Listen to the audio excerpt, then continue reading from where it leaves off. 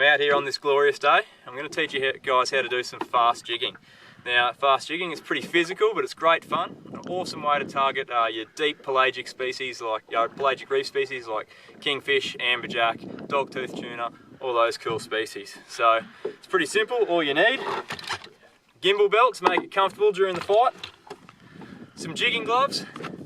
I've got an overhead. Kyle's going to use a spin. We're going to show you how to use both, and of course I've got my jigs.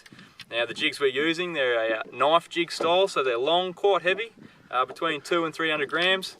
Got our assist hooks hanging off the top. Yeah, it's pretty straightforward, it's good fun. Probably going to have a sore shoulder by the end, but might get a fish or two while we're at it. Righto guys, get ready for it. Righto, ready to rock and roll. Got my gimbal on, gloved up, ready to rock and roll. Now first thing, we've marked some good bait on the sounder. Going to drop my jig down, and once we get to the bottom, it's go time. So I'm just thumbing the spool as it goes down so I don't get an overrun. So a little tip for young players. Righto, I'm on the bottom. So the action we're going to do, it's going to be quite a fast lift and wind. So as I lift up, I want to use the other hand to wind while I'm doing it. It takes a little while to get used to it. Once you get the hang of it, you'll form quite a nice rhythm and it'll become a lot easier. So if you watch my hands, as I lift, this second hand goes around. So here we go. Then once you get the hang of it, you can slowly increase your speed.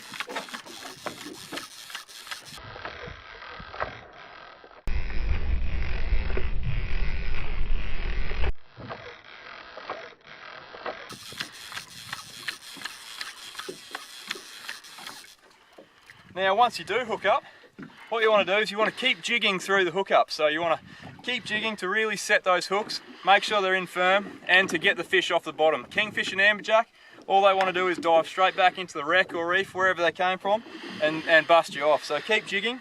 Then once you really get solid on them, they start to take some line. Put your rod into your gimbal and fight from there. And you'll have a lot more power and it'll save your arms as well. Righto guys, now Kyle's going to show you how to do the spinning one.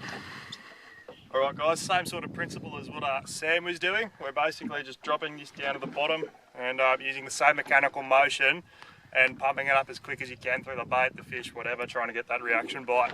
So, rough demonstration.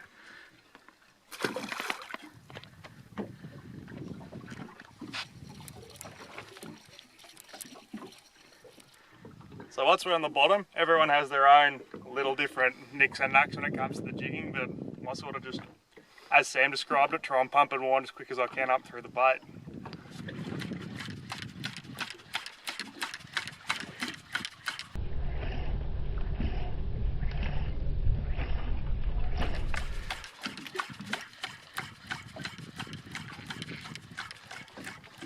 Well, there you have it guys, fast jigging, it's good fun and great exercise, and the fish love it as well. Today I'm going to show you how to slow pitch.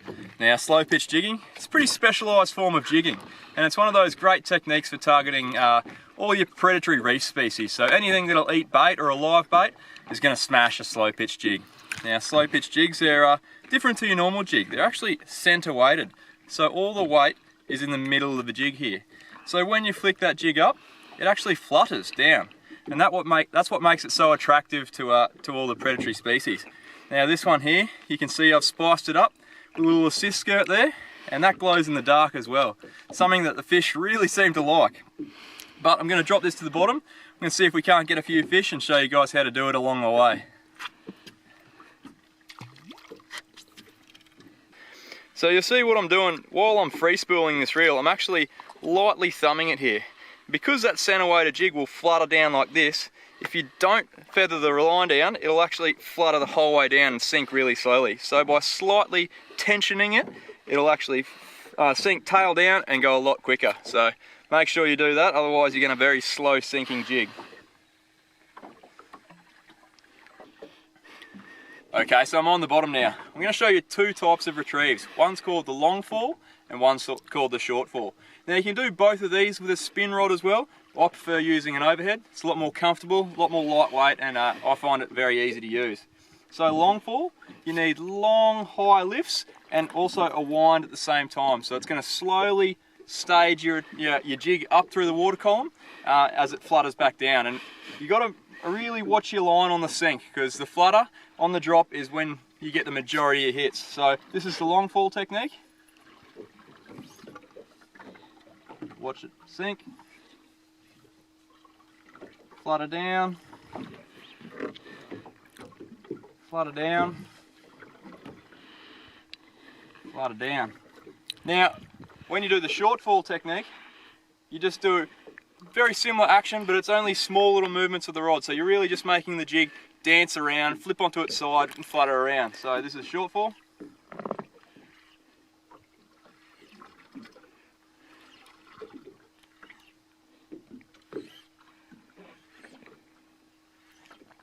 So I'm really using the action of the rod. This is a specialised slow jigging rod. I'm really using the action of the rod to help me work that jig. These rods are designed to work jigs, not so much for fighting fish and pulling really hard, but more so to work that jig correctly and make sure it has the correct action. Now in terms of jig weight, I found I usually go 1 gram per metre. So we're in 130 metres at the moment. I've got a 135 gram jig on. Obviously if there's a bit more current, you want to use a heavier jig just to make sure you get to the bottom. But that's pretty well the ins and outs, guys. We're marking a few fish here, so we're going to chuck the jigs down and see if we can't get connected to one for you. Stay tuned.